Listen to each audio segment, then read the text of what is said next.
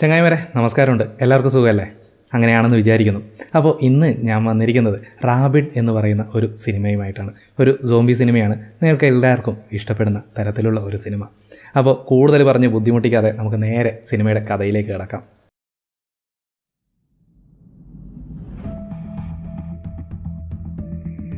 സിനിമയുടെ തുടക്കത്തിൽ മുഖത്തൊക്കെ അവിടെയും ഇവിടെയും കീറലുകളുമായി ഒരല്പം വിരൂപമായ മുഖമുള്ള ഒരു പെൺകുട്ടി സ്കൂട്ടറിൽ എങ്ങോട്ടേക്കോ പോവുകയാണ്. അതാണ് നമ്മുടെ നായിക റോസ്. റോസിന് കോൺഫിഡൻസ് ലെവൽ വളരെ കുറവാണ്. അതിന് കാരണം അവളുടെ മുഖം തന്നെയാണ്. അവളുടെ വിചാരം തൻ്റെ മുഖം വളരെ വൃത്തികെട്ടതാണ് എന്നാണ്. റോസ് ഒരു നല്ല ഫാഷൻ ഡിസൈനറാണ്. അങ്ങനെ ഒരു ദിവസം അവൾക്ക് ചെറിയൊരു ട്രാഫിക് ബ്ലോക്ക് കാരണം കൃത്യസമയത്ത് ജോലിസ്ഥലത്ത് എത്താൻ സാധിക്കാതെ വരുന്നു. സോ കുറച്ച് ലേറ്റായിട്ടാണ് അവളന്ന് ഓഫീസിലെത്തിയത്. അത് കണ്ട ബോസ് അവളെ വായിൽ തോന്നിയതൊക്കെ പറഞ്ഞ് വഴക്ക് പറയുന്നു. ഇതാണോ നീ ഓഫീസിലേക്ക് വരേണ്ട സമയം? നിന്റെ ഈ ഓഞ്ഞ മോന്ത പോലെ തന്നെയാണ് നീ ഡിസൈൻ ചെയ്യുന്ന ഡ്രസ്സുകളും, എന്തൊരു വൃത്തികേടാണ് എന്നൊക്കെ ബോസ് പറഞ്ഞപ്പോൾ അവിടെയുള്ള മറ്റ് ജീവനക്കാർ റോസിനെ നോക്കി കളിയാക്കി ചിരിക്കുന്നു. പക്ഷെ ഒരു പെൺകുട്ടി മാത്രം റോസിനെ കുറിച്ച് സഹതപിക്കുന്നു. അവളാണ് റോസിന്റെ ഏറ്റവും ബെസ്റ്റ് ഫ്രണ്ട്. അവൾ ആ കമ്പനിയിലെ മോഡൽ കൂടിയാണ്. അങ്ങനെ ലഞ്ചിനുള്ള സമയമായി. ബോസിന്റെ കുത്തുവാക്കുകളെക്കുറിച്ചും സഹപ്രവർത്തകരുടെ കളിയാക്കലുകളെക്കുറിച്ചും ഒന്നും ചിന്തിക്കാതെ റോസ് ഭക്ഷണം കഴിക്കുകയായിരുന്നു. അപ്പോൾ ഒരുത്തൻ അങ്ങോട്ടേക്ക് വരുന്നു. അവന്റെ പേര് ബ്രാഡ് എന്നാണ്. അവൻ നേരെ റോസിന്റെ അടുത്ത് വന്ന്, ഇന്ന് രാത്രി ഒരു പാർട്ടിയുണ്ട്, നീ എൻ്റെ കൂടെ പോരുന്നോ എന്ന് ചോദിക്കുന്നു. അത് കേട്ടപ്പോൾ റോസിന് ആശ്ചര്യമായി. എന്താണെന്ന് വെച്ചാൽ അവിടെയുള്ള പെൺകുട്ടികളിൽ ഏറ്റവും അട്രാക്ഷൻ കുറഞ്ഞത് താനാണെന്നാണ് അവൾ വിശ്വസിക്കുന്നത്. ഇങ്ങനെയുള്ള തന്നെ എന്തിനാ ഇവൻ പാർട്ടിക്ക് വിളിക്കുന്നതെന്ന് റോസ് ചിന്തിക്കുന്നു. അപ്പോഴേക്കും റോസിൻ്റെ ബെസ്റ്റ് ഫ്രണ്ട് ഒരുത്തിയുണ്ട് എന്ന് പറഞ്ഞില്ലേ, അവൾ വന്നിട്ട് നായികയെ പാർട്ടിക്ക് പോകാൻ നിർബന്ധിക്കുന്നു. ഒരു നല്ല ഡ്രസ്സും ഇട്ട് അവൻ്റെ കൂടെ പോയിക്കോ, എൻജോയ് ചെയ്യ് എന്ന് അവൾ റോസിനോട് പറയുന്നു. അങ്ങനെ റോസ് ആ രാത്രി പാർട്ടിക്ക് പോകുന്നു. ഒരടിപൊളി ഡ്രസ്സൊക്കെ ഇട്ട് ബ്രാഡിനോട് നന്നായി സംസാരിച്ച് ഇടപഴകി അവൾ ആ പാർട്ടി എൻജോയ് ചെയ്യുന്നു. കുറച്ച് സമയം കഴിഞ്ഞപ്പോൾ റോസ് ബാത്റൂമിലേക്ക് പോകുന്നു. അവിടെ വെച്ച് രണ്ട് പെൺകുട്ടികൾ റോസിനെ പറ്റി സംസാരിക്കുന്നത് അവൾ കേൾക്കാനിടയായി. ഈ ബ്രാഡ് ഉണ്ടല്ലോ, അവനെ റോസിൻ്റെ അടുത്തേക്ക് അയച്ചത് റോസിൻ്റെ ബെസ്റ്റ് ഫ്രണ്ട് തന്നെയാണ്. അക്കാര്യത്തെക്കുറിച്ചായിരുന്നു ആ പെൺകുട്ടികൾ സംസാരിച്ചുകൊണ്ടിരുന്നത്. അത് കേട്ടതോടെ നമ്മുടെ റോസിന് ആകെ ദേഷ്യവും വിഷമവും ഒക്കെ വരുന്നു. അവൾ നേരെ കൂട്ടുകാരിയുടെ അടുത്ത് ചെന്നിട്ട്, നീയാണോ എന്നെ പാർട്ടിക്ക് കൂട്ടിക്കൊണ്ടുവരാൻ അവനോട് പറഞ്ഞത് എന്ന് ചോദിക്കുന്നു. പാവം കൂട്ടുകാരിക്ക് എന്താ പറയേണ്ടതെന്ന് മനസ്സിലാവുന്നില്ലായിരുന്നു. ഞാൻ നിനക്ക് സന്തോഷമാവട്ടെ എന്ന് കരുതി ചെയ്തതാണ്. നീ സന്തോഷമായിരിക്കണം, അതാണ് എൻ്റെ ആഗ്രഹം. നീ എപ്പോഴും വിഷമത്തോടെ ഇരിക്കുന്നത് എനിക്ക് സഹിക്കുന്നില്ല. അതുകൊണ്ടാണ് നിൻ്റെ ലൈഫിൽ ഇത്തിരി സന്തോഷമുണ്ടാവട്ടെ എന്ന് കരുതി ഞാൻ അവനെ പറഞ്ഞു വിട്ടത്. എന്നെ തെറ്റിദ്ധരിക്കല്ലേടി എന്ന് അവൾ പറയുന്നു. പക്ഷേ അത് കേട്ടിട്ടൊന്നും റോസിന് സമാധാനമായില്ല. അവൾ ദേഷ്യത്തോടെ അവിടെ നിന്നും ഇറങ്ങി സ്കൂട്ടറും എടുത്ത് ഇറങ്ങിപ്പോകുന്നു. പക്ഷേ പാവം റോസ് അധിക ദൂരം പോകുന്നതിന് മുമ്പ് ഒരു കാറ് അവളെ ഇടിച്ച് തെറിപ്പിക്കുന്നു. അവൾക്ക് ഭയങ്കരമായിട്ട് പരിക്ക് പറ്റുന്നു. റോസിൻ്റെ കൂട്ടുകാരി അവളുടെ പിന്നാലെ വരുന്നുണ്ടായിരുന്നു. അവൾ ഉടനെ തന്നെ റോസിനെ ആശുപത്രിയിലേക്ക് എത്തിക്കുന്നു. ശേഷം അവൾക്ക് നിരവധി സർജറികൾ ചെയ്യുന്നു. മറ്റൊരു നിർഭാഗ്യം എന്തെന്നാൽ ആക്സിഡൻറ്റിൽ ഏറ്റവും കൂടുതൽ പരിക്ക് പറ്റിയത് റോസിൻ്റെ മുഖത്തിനായിരുന്നു. മുഖം വളരെയധികം ഡാമേജായെന്ന് തോന്നുന്നു. കാരണം കൂടുതൽ സർജറികൾ ചെയ്തതും അവളുടെ മുഖത്ത് തന്നെയാണ്. കുറച്ച് നാളുകൾക്ക് ശേഷം റോസിൻ്റെ മുഖത്തുണ്ടായിരുന്ന കെട്ടുകൾ ഡോക്ടർ അഴിച്ചു മാറ്റുന്നു. തൻ്റെ മുഖം കണ്ണാടിയിൽ കണ്ട് അവൾ അലറി വിളിക്കുന്നു. അത്രയ്ക്ക് ഭീകരവും ക്രൂരവുമായിരുന്നു അത്. ആദ്യം മുതലേ റോസിന് അവളുടെ മുഖം ഇഷ്ടമല്ല. ഇപ്പോൾ ഇതും കൂടി ആയപ്പോഴേക്കും അവൾ വളരെയധികം വിഷമിക്കുന്നു. വിഷമത്തോടെ കരഞ്ഞുകൊണ്ടിരിക്കുന്ന റോസിനെ കൂട്ടുകാരി സമാധാനിപ്പിച്ച് അവളുടെ വീട്ടിലേക്ക് കൂട്ടിക്കൊണ്ടുപോകുന്നു. നിനക്ക് ആക്സിഡൻറ്റ് പറ്റി നീ കമ്പനിയിലേക്ക് വരാതിരുന്നതിനാൽ അവർ നിൻ്റെ സ്ഥാനത്ത് മറ്റൊരാളെ ജോലിക്ക് വെച്ചു. അതുകൊണ്ട് നീ കുറച്ചുനാൾ ഇവിടെ റെസ്റ്റ് എടുക്ക്, ഒരു ടെൻഷനുമില്ലാതെ വിശ്രമിക്ക്. ഇനി കുറച്ചു കാലം നീ എൻ്റെ കൂടെ എൻ്റെ വീട്ടിൽ നിന്നാൽ മതി എന്ന് കൂട്ടുകാരി പറയുന്നു. അങ്ങനെ ദിവസങ്ങൾ കടന്നുപോയിക്കൊണ്ടിരിക്കുന്നു. പാവർ റോസ് ഇടയ്ക്കിടെ കണ്ണാടിക്ക് മുന്നിലിരുന്ന് തൻ്റെ മുഖം നോക്കി കരയും. സാവധാനത്തിൽ അത് അവൾക്കൊരു കോൺഫിഡൻസായി മാറുന്നു. എങ്ങനെയെങ്കിലും എൻ്റെ മുഖം ഞാൻ ശരിയാക്കുമെന്നും പറഞ്ഞ് ഫേഷ്യൽ സർജറി ചെയ്യുന്ന ആശുപത്രികൾ ഇൻ്റർനെറ്റിലൂടെ തിരയാൻ തുടങ്ങി. അങ്ങനെ അവസാനം എങ്ങനെയൊക്കെയോ കൂടി ഒരാശുപത്രി അവൾ കണ്ടുപിടിച്ചു. അങ്ങനെ ആ ആശുപത്രിയെപ്പറ്റി റോസ് കൂട്ടുകാരിയോട് പറയുന്നു. വാവ്, സൂപ്പർ, നമുക്ക് അങ്ങോട്ടേക്ക് പോകാം എന്നും പറഞ്ഞ് റോസിനെയും കൂട്ടിയിട്ട് ആ ഹോസ്പിറ്റലിലേക്ക് അവൾ പോകുന്നു. പക്ഷേ ആശുപത്രിയിലെത്തിയതും സർജറിയെക്കുറിച്ച് ഓർത്ത് റോസിന് ഭയങ്കര പേടിയായി തുടങ്ങി.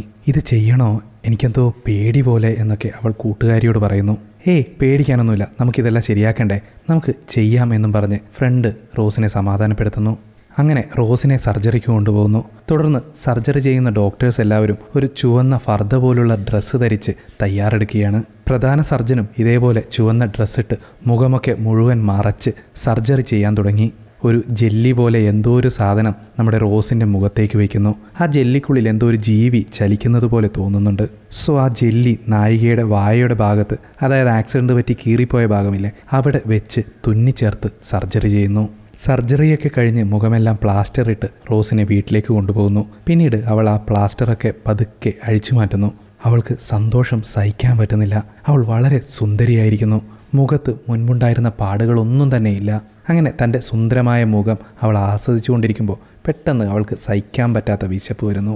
വല്ലതും കഴിക്കാനായി അവൾ പുറത്തേക്കിറങ്ങുന്നു. അപ്പോൾ ഒരു ജിമ്മൻ സ്വിമ്മിംഗ് പൂളിൽ കുളിച്ചുകൊണ്ടിരിക്കുന്നു. റോസ് നേരെ അവൻ്റെ അടുത്തേക്ക് പോകുന്നു. ആഹാ, തൻ്റെ ബോഡി കണ്ട് പെണ്ണ് ഇമ്പ്രസ്സായെന്നും വിചാരിച്ച് ജിമ്മൻ എല്ലാത്തിനും വഴങ്ങാൻ റെഡിയായി നിന്നു. റോസ് അവനെ പിടിച്ചൊരൊറ്റ കടി. എന്തോ റോസിന് അവളെ തന്നെ കൺട്രോൾ ചെയ്യാൻ പറ്റാത്ത പോലെ തോന്നുന്നു. അടുത്ത സീനിൽ റോസ് ആശുപത്രിയിലാണ്. അവൾ ഡോക്ടറോട് നടന്ന കാര്യങ്ങളൊക്കെ പറയുന്നു.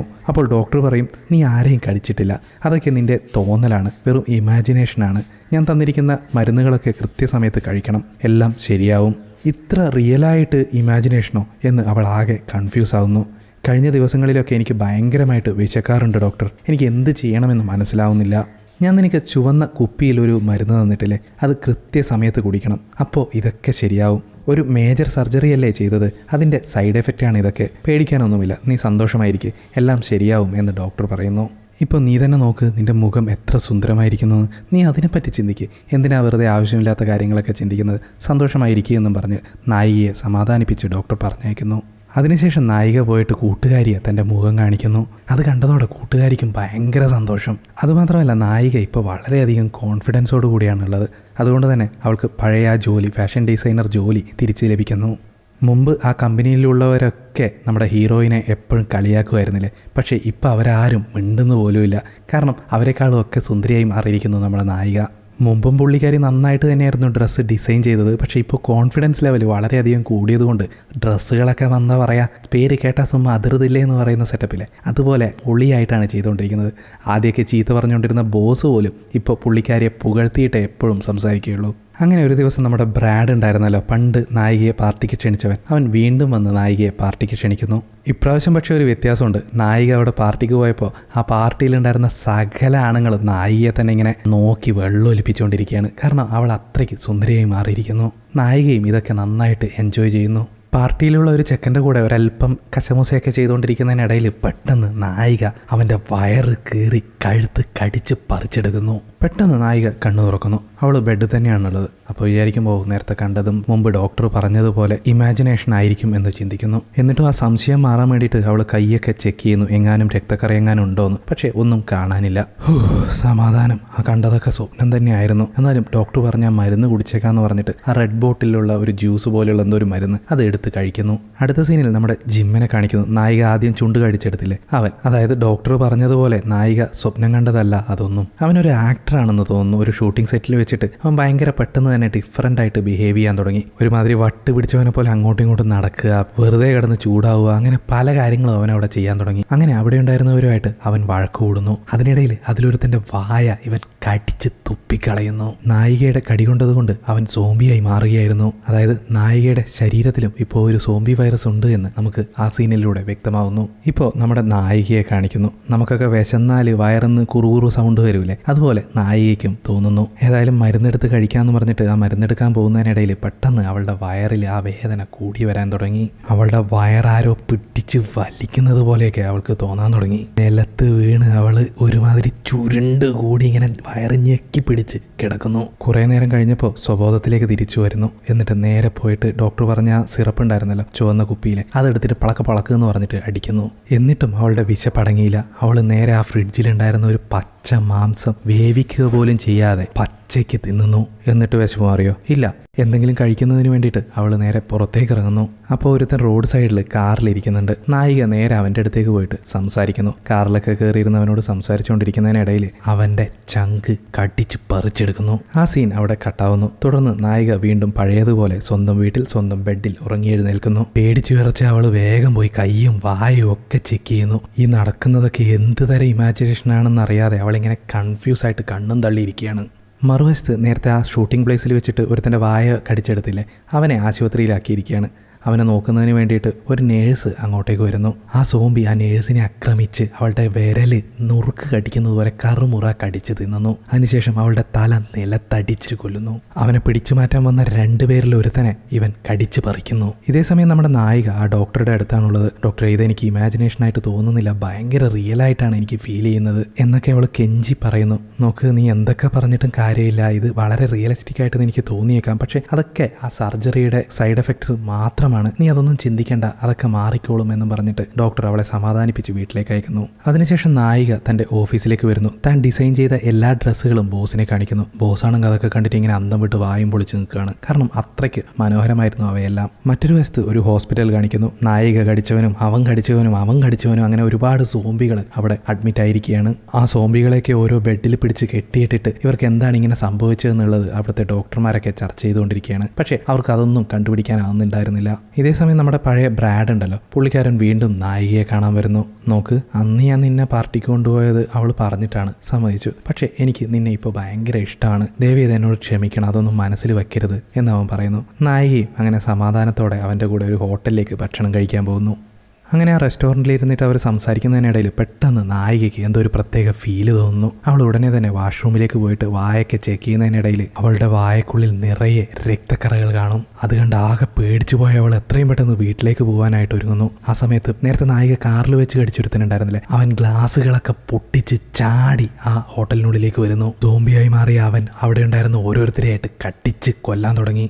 നായിക നൈസായിട്ട് അവിടുന്ന് മുങ്ങി. പക്ഷേ നായകൻ ഉണ്ടായിരുന്നല്ലോ, അവൻ കൈ കെട്ടിയ ഒരു റോഡ് വെച്ച് ആ സോംബി അടിച്ച് കൊല്ലുന്നു. അടുത്ത സീനിൽ നമ്മുടെ നായികയെ കാണിക്കുന്നു. അവൾക്ക് വിശപ്പ് സഹിക്കാൻ പറ്റുന്നില്ല. എത്രയൊക്കെ ശ്രമിച്ചിട്ടും അവൾക്ക് ആ വിശപ്പ് കൺട്രോൾ ചെയ്യാൻ സാധിക്കുന്നുണ്ടായിരുന്നില്ല. ആ സമയത്ത് അവൾക്ക് ഒരു ഇല്യൂഷൻ വരുന്നു. നമ്മുടെ നായികയ്ക്ക് ചുറ്റും ഒരുപാട് നഴ്സുമാരുണ്ട്. അവരുടെ മുഖം കറുപ്പ് തുണി കൊണ്ട് കെട്ടി വരിഞ്ഞിട്ടാണുള്ളത്. അവർ ഒരു ചുവപ്പ് തുണിയെടുത്ത് നായികയുടെ മുഖം ചുറ്റി വരിയുന്നു. അതിനുശേഷം നമ്മുടെ നായികയുടെ മുഖം രക്തം കൊണ്ട് ചുവക്കുന്നു. പെട്ടെന്ന് നായിക ഉറക്കത്തിൽ നിന്നും ഞെട്ടി എഴുന്നേൽക്കുന്നു. ഇവളാ കണ്ടതൊക്കെ വെറും സ്വപ്നം മാത്രമായിരുന്നു.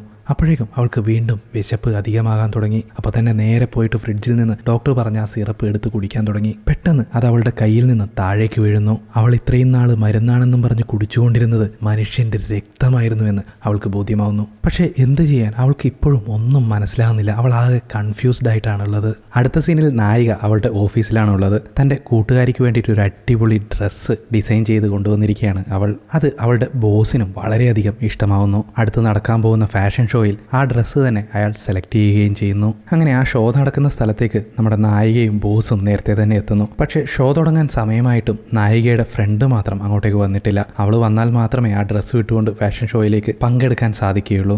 നായിക അവളെ ഒരുപാട് തവണ കോൾ വിളിക്കാൻ നോക്കി. പക്ഷേ ആ സമയത്ത് പെട്ടെന്ന് അവൾക്ക് ഡോക്ടറുടെ ഒരു കോൾ വരുന്നു. എനിക്ക് നിന്നോട് അത്യാവശ്യമായിട്ട് ഒരു കാര്യം പറയാനുണ്ട്, നീ വേഗം ഞാൻ പറയുന്ന ഹോസ്പിറ്റലിലേക്ക് വരൂ എന്ന് പറയുന്നു. ഞാനിപ്പോൾ വളരെ ഇമ്പോർട്ടൻ്റ് ആയ ഒരു ഷോയിലാണുള്ളത്, അതുകൊണ്ട് തീർച്ചയായും ഇത് കഴിഞ്ഞ ഉടനെ ഞാൻ അങ്ങോട്ടേക്ക് വന്നേക്കാമെന്ന് പറഞ്ഞ് ഹീറോയിൻ ഫോൺ കട്ട് ചെയ്യുന്നു. ഇപ്പോൾ നമ്മുടെ ഹീറോയിൻ്റെ ഫ്രണ്ടും അങ്ങോട്ടേക്ക് എത്തി. എന്തുവാടി ഇത്രയും ലേറ്റ് ആയെന്ന് ചോദിക്കുമ്പോൾ, എടേ എന്ത് പറയാനാടി, ഭയങ്കര ട്രാഫിക് ആയിരുന്നു, മാത്രമല്ല ഒരു ഹോസ്പിറ്റലിൽ നിന്ന് കുറേ പേഷ്യൻസ് ഒക്കെ ഇറങ്ങി ഓടി വരുന്നുണ്ടായിരുന്നു, അതിലൊരു കൂതറയാണെങ്കിൽ എൻ്റെ കയ്യിൽ പിടിച്ച് കടിക്കുകയും ചെയ്തു എന്നൊക്കെ അവൾ പറയുന്നു. അത് ഏത് പേഷ്യൻസാന്ന് മനസ്സിലായോ? സോംബികളായ പേഷ്യൻസ്. അവളും സോംബിയായി മാറുകയാണെന്നറിയാതെ ഷോയിലേക്ക് പങ്കെടുക്കാൻ വന്നിരിക്കുകയാണ്. ഇപ്പോൾ അവളെ കാണാൻ ഒരുമാതിരി ഡിഫറെൻ്റ് ആയിട്ടാണ് ഉള്ളത്. അത് മറ്റാരും ശ്രദ്ധിക്കുന്നുമില്ല. ഇതേസമയം നമ്മുടെ നായികക്ക് വിശപ്പ് തീരെ സഹിക്കാൻ വയ്യാതെ വളരെയധികം കഷ്ടപ്പെട്ടുകൊണ്ടിരിക്കുകയാണ്. ആ സമയത്ത് രണ്ട് ചെക്കന്മാർ അങ്ങോട്ടേക്ക് വന്നിട്ട് ഇവളെ കളിയാക്കാനും ഇവിടെ പിടിച്ചുകൊണ്ട് പോകാനും അങ്ങനെ ഇങ്ങനെയൊക്കെ ആയിട്ട് ശ്രമിച്ചുകൊണ്ടിരിക്കും. പെട്ടെന്ന് അവളുടെ ശരീരത്തിൽ നിന്നും ഒരു വലിയ കൈ പോലെ എന്തോ ഒരു സാധനം പോയിട്ട് അതിലൊരുത്തനെ കുത്തി കൊല്ലുന്നു.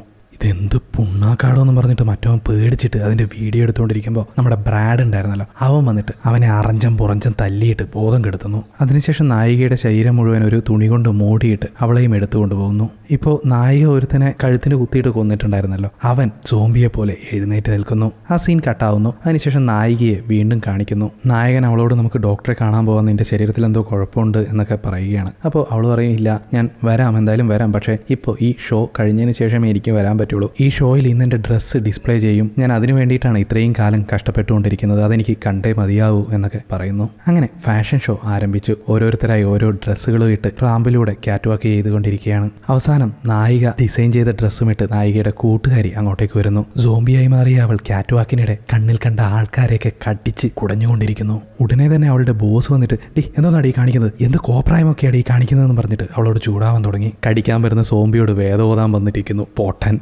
അവൾ ചാടി അവൻ്റെ കഴുത്തിലേക്ക് കയറി അവനെ കടിച്ച് പറിക്കുന്നു.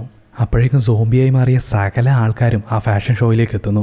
അവിടെ വന്ന് അറഞ്ചം പുറഞ്ചം ഓരോരുത്തരെയും കടിച്ച് പറിച്ച് കൊന്നുകൊണ്ടിരിക്കുകയാണ്. ഇത് മനസ്സിലാക്കിയ മിലിറ്ററി ഓഫീസേഴ്സൊക്കെ അവിടെ വന്ന് സോംബികളെയൊക്കെ ചറ പറ വെടിവെച്ച് കൊന്നുകൊണ്ടിരിക്കുകയാണ്. ഇപ്പോഴാണ് നായിക ഒരു കാര്യം ശ്രദ്ധിക്കുന്നത്. താൻ വെറും ഇല്യൂഷനാണെന്ന് കരുതിയ ഓരോ ആൾക്കാരും, അതായത് അവൾ കടിച്ച ഓരോ ആൾക്കാരും സോംബിയായി അവിടെ വന്നിരിക്കുന്നത്. താൻ കടിച്ചത് മൂലമാണ് ഇവർക്കൊക്കെ ഈ വൈറസ് പകർന്നിരിക്കുന്നതെന്ന് അവൾ മനസ്സിലാക്കുന്നു. പാവം റോസ് മറ്റൊരു ദൃശ്യം കൂടി അവൾക്ക് കാണേണ്ടി വരുന്നു. അവളുടെ മുന്നിൽ വെച്ച് തന്നെ ആ മിലിറ്ററി ഓഫീസേഴ്സ് അവളുടെ കൂട്ടുകാരിയെ വെട്ടിവെച്ച് കൊല്ലുന്നു. ഉടനെ ഹീറോ നായികയെ നിർബന്ധിച്ച് ആ ഡോക്ടറുടെ അടുത്തേക്ക് കൂട്ടിക്കൊണ്ടുപോകുന്നു. ഡോക്ടറെ കണ്ട അവൾ കരഞ്ഞ് നിലവിളിക്കുന്നു. ഞാൻ കണ്ടതൊന്നും സ്വപ്നമായിരുന്നില്ല, അതൊന്നും എൻ്റെ ഇമാജിനേഷൻ ആയിരുന്നില്ല, ഞാൻ എല്ലാവരെയും ശരിക്കും കടിച്ചത് തന്നെയാണ്, അതൊക്കെ റിയൽ ആയിരുന്നു എന്ന് അവൾ കരഞ്ഞ് പറയുന്നു. ഡോക്ടർ പറയും, നീ പേടിക്കണ്ട, ഇതിനൊക്കെ ഒരു സൊല്യൂഷൻ ഉണ്ട്, വാ എന്നും പറഞ്ഞിട്ട് നായകനെയും നായികയെയും ഒരു മുറിയിലേക്ക് അയാൾ എത്തിക്കുന്നു. അവർ ആ മുറിയിൽ കയറിയ ഉടനെ അയാൾ വാതിലടയ്ക്കുന്നു. അതിനുശേഷം ആ ഡോക്ടർ ഈ സംഭവങ്ങൾക്ക് പിന്നിലുള്ള സത്യങ്ങൾ തുറന്നു പറയാൻ തുടങ്ങുന്നു. ആക്ച്വലി നമ്മളെ ഹീറോ ഉണ്ടല്ലോ ബ്രാഡ്, അവനെ ഈ നായികയ്ക്ക് അടുത്തേക്ക് അയച്ചത് തന്നെ ആ ഡോക്ടറാണ്. നമ്മുടെ നായികയെ ഈ ഡോക്ടറുടെ ഹോസ്പിറ്റലിൽ തന്നെ ട്രീറ്റ്മെന്റ് എടുക്കാൻ വേണ്ടിയിട്ട് എത്തിക്കാനുള്ള പ്ലാൻ ആയിരുന്നു എല്ലാം. നമ്മുടെ ഹീറോയും അതൊക്കെ സത്യമാണെന്ന് സമ്മതിക്കുന്നു. പക്ഷെ ഞാൻ നിന്നെ സ്നേഹിച്ചത് മാത്രം അഭിനയമല്ല, നിന്നോടുള്ള എൻ്റെ സ്നേഹം സത്യമാണ്, എനിക്ക് സത്യമായിട്ടും നിന്നെ ഇഷ്ടമാണ് എന്നൊക്കെ ഹീറോ പറയുന്നു. പക്ഷെ അതൊന്നും കേട്ടിട്ടും നായികയ്ക്ക് അവനോടുള്ള ദേഷ്യം മാറുന്നുണ്ടായിരുന്നില്ല. അപ്പോൾ ആ ഡോക്ടർ എന്ത് ചെയ്യുന്നു പറഞ്ഞു കഴിഞ്ഞാൽ പുറത്തുനിന്ന് എന്തോ സ്വിച്ച് ഞെക്കി നമ്മുടെ നായകന്റെ ശരീരത്തിലേക്ക് ബ്ലഡ് ഒഴിക്കുന്നു. രക്തം കണ്ടതോടെ നായികയ്ക്ക് എന്തോ ഒരു തരം ഫീലിംഗ് ഉണ്ടാവുന്നു. അവളുടെ ശരീരത്തെ കൺട്രോൾ ചെയ്യാൻ അവൾക്ക് സാധിക്കാത്തതുപോലെ. അതിനുശേഷം ആ ഡോക്ടർ ഈ വൈറസിനെ പറ്റി അവരോട് പറയുന്നു. അയാളുടെ ഭാര്യ ഒരു ക്യാൻസർ പേഷ്യൻ്റ് ആയിരുന്നു. അവളെ ട്രീറ്റ് ചെയ്യുന്നതിന് വേണ്ടിയിട്ട് ഒരുപാട് പരീക്ഷണങ്ങൾ അയാൾ നടത്തുന്നു. അതിനിടയിൽ കണ്ടുപിടിക്കപ്പെട്ടതാണ് ഈ വൈറസിനെ അയാൾ കണ്ടുപിടിച്ചപ്പോഴേക്കും അയാളുടെ ഭാര്യ ഏകദേശം മരണാസന്നയായിരുന്നു. ഉടനെ തന്നെ അയാൾ ആ വൈറസിനെ സ്വന്തം ഭാര്യയിൽ തന്നെ പരീക്ഷിക്കുന്നു. അതിനുശേഷമാണ് ഇങ്ങനെയുള്ള കാര്യങ്ങളൊക്കെ സംഭവിച്ചു തുടങ്ങിയത്. അതിനുശേഷം അവൻ അയാളുടെ ഭാര്യയെ കാണിച്ചു കൊടുക്കുന്നു. വേറെ എവിടെയല്ല, ഇവരുള്ള ആ റൂമിന്റെ പിന്നിൽ ചുമരിനോട് ചേർത്ത് എന്തോ ഒരു ഏലിയനെ പോലെ ഒരുപാട് കൈകളും ടെൻഡക്കിളും ഒക്കെ ആയിട്ട് ഒരു സാധനത്തിനെ ചുമരിൽ പറ്റിച്ചു വെച്ചിരിക്കുന്നു. അതാണ് പോലും അയാളുടെ ഭാര്യ. നമുക്ക് കാണുമ്പോൾ തന്നെ ഛർദ്ദിക്കാൻ വരും. അപ്പോഴേക്കും നമ്മുടെ നായികയുടെ ശരീരത്തിൽ നിന്നും ആ ടെൻഡക്കിൾ പുറത്തേക്ക് വന്ന് നായകന്റെ കഴുത്തിൽ കുത്തിയിറക്കും. നായിക ഒരു കത്തിയെടുത്ത് അത് വെട്ടിക്കളഞ്ഞ് നായകനെ രക്ഷിക്കാൻ ശ്രമിച്ചെങ്കിലും സാധിക്കുന്നില്ല. അതിനു മുമ്പ് നായകൻ മരിച്ചിരുന്നു.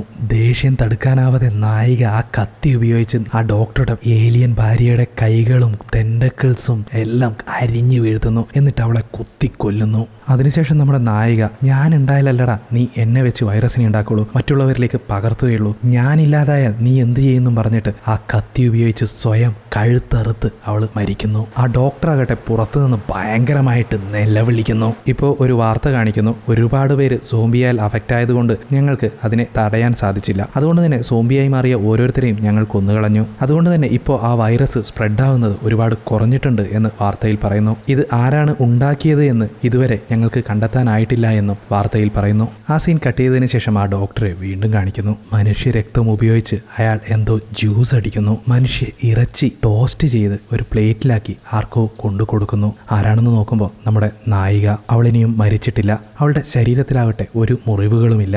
ഈ വൈറസിന് മരണമില്ല, ഇത് ഒരിക്കലും നശിക്കുകയില്ല, നീ എങ്ങനെയൊക്കെ ശ്രമിച്ചാലും അത് നിന്നെ രക്ഷിക്കും എന്ന് ആ ഡോക്ടർ നായികയോട് പറയുന്നു. ഇത് കേട്ടതും നമ്മുടെ നായിക അലറി വിളിക്കുന്നു. അതോടെ സിനിമയും അവസാനിക്കുന്നു. അപ്പോൾ ഇങ്ങനെയാണ് സിനിമ അവസാനിക്കുന്നത്. ഒരുപക്ഷെ ഇതിൻ്റെ സെക്കൻഡ് പാർട്ട് ഇറങ്ങുമെന്നാണ് പ്രതീക്ഷിക്കുന്നത്. കാരണം ഇല്ലെങ്കിൽ അതിനൊരു കൺക്ലൂഷൻ ഇല്ലല്ലോ, അല്ലേ? അപ്പോൾ നിങ്ങൾക്ക് ഈ സിനിമയെ പറ്റിയുള്ള അഭിപ്രായം തീർച്ചയായും താഴെ കമൻറ്റ് ചെയ്യുക. അതുപോലെ ഈ വീഡിയോയെ പറ്റിയുള്ള നിങ്ങളുടെ അഭിപ്രായം താഴെ കമൻറ്റ് ചെയ്യാൻ മറക്കരുത്.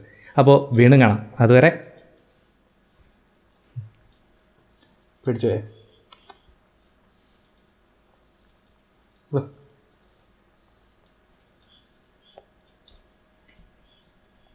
ആള് കുറച്ച് പേടിത്തൊണ്ടരാത്.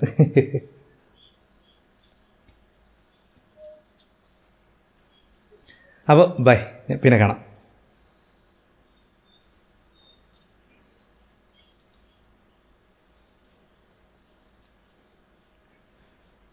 ഒരു ബൈ പറയടോ. ഞാൻ ഇതിനെ നോക്കിയിരുന്ന നിങ്ങളുടെ വീഡിയോ കുറച്ച് ലെങ്ത് കൂടിപ്പോയി. അപ്പോൾ ബൈ, പിന്നെ കാണാം.